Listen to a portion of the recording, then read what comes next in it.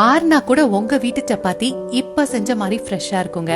அந்த அளவுக்கு சாஃப்டான சப்பாத்தி மட்டும் இல்ல, பராத்தா, லச்சா பராத்தா எப்படி செய்யறது, மாவு பிசையறது எப்படி, எவ்வளவு தண்ணி சேர்க்கணும்னு சின்ன சின்ன டிப்ஸோட இந்த வீடியோல இருக்கு. ஃபுல்லா பாருங்க. மாவு பிசைய 1 கப் கோதுமை மாவு, 1 டீஸ்பூன் எண்ணெய், 1/2 டீஸ்பூன் உப்பு சேர்த்து நல்லா கலந்து விட்டுக்கோங்க. பாதி அளவுக்கு தண்ணி கண்டிப்பா சேர்க்கணும். சோ 1/2 கப் தண்ணிய 2 பகுதியா சேர்த்துக்கோங்க. முதல்ல 1/4 கப் சேர்த்து கலந்து விட்டுட்டு அப்புறமா 1/4 கப் சேர்த்துக்கணும். இதுவரைக்கும் நம்ம 50% தண்ணி சேர்த்திருக்கோம். நல்ல சப்பாத்திக்கு 60-70% தண்ணி சேர்க்கணும். இப்ப கொஞ்சம் கொஞ்சமா தண்ணி தெளிச்சு இந்த அளவுக்கு மாவு ஒன்னு சேர்ந்து வந்ததும் கடைசியா கொஞ்சமா தண்ணி தெளிச்சு மாவை இந்த மாதிரி மடக்கி மடக்கி 2 நிமிஷத்துக்கு பிசைஞ்சுக்கணும்.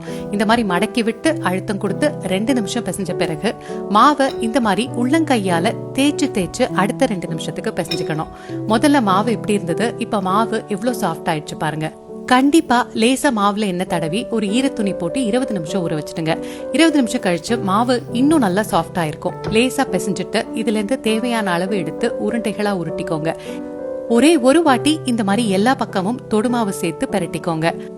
திரட்டுறதுக்கு முன்னாடி லேசா இந்த மாதிரி கையால் அழுத்தி விட்டுட்டீங்கன்னா சப்பாத்தி நல்லா ரவுண்டா வரும். இப்ப நாம செய்யறது சப்பாத்தி. இதுக்கு மீடியம் திக்னஸ்ல திரட்டிக்கோங்க. கல்லோட சூடு நீங்க இப்படி கைய மேல வச்சீங்கன்னா உங்க கையில ஃபீல் ஆகணும். சப்பாத்திய கல்லுல சேர்த்த உடனே லேசா இந்த மாதிரி நகட்டி விட்டுக்கோங்க. ஹை ஃபிளேம்ல வச்சு டிஸ்டர்பே பண்ணாம அப்படியே வச்சிடுங்க. முதல்ல சின்ன சின்னதா பொங்கி வரும், அப்புறம் அது நல்லா பெருசாக ஆரம்பிக்கும். அந்த ஸ்டேஜ் வந்ததும் இத நாம இப்ப திருப்பி போட போறோம்.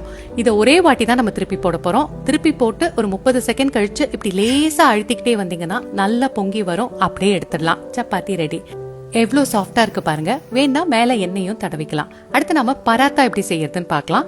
இந்த மாதிரி பராத்தாக்கு மீடியம் திக்னஸ்ல திரட்டிக்கிட்டு எண்ணெய் தடவி மேல கோதுமை மாவு தூவி இந்த மாதிரி 4 பக்கமும் நல்ல ஸ்கொயரா மடிச்சுக்கோங்க. இது மடிச்ச பிறகு லேசா அழுத்தி விட்டுட்டு மேல கோதுமை மாவு தூவி சப்பாத்தியை விட கொஞ்சம் திக்கா ஸ்கொயரா திரட்டிக்கோங்க.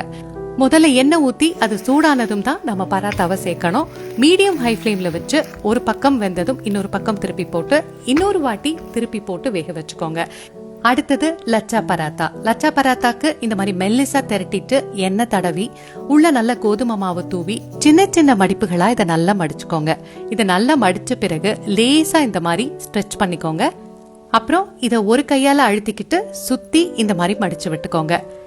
லேசா அழுத்தி விட்டு கோதுமை மாவு தூவி அதிக பிரஷர் கொடுக்காம திக்கா லேயர் தெரியற மாதிரி திரட்டிக்கோங்க.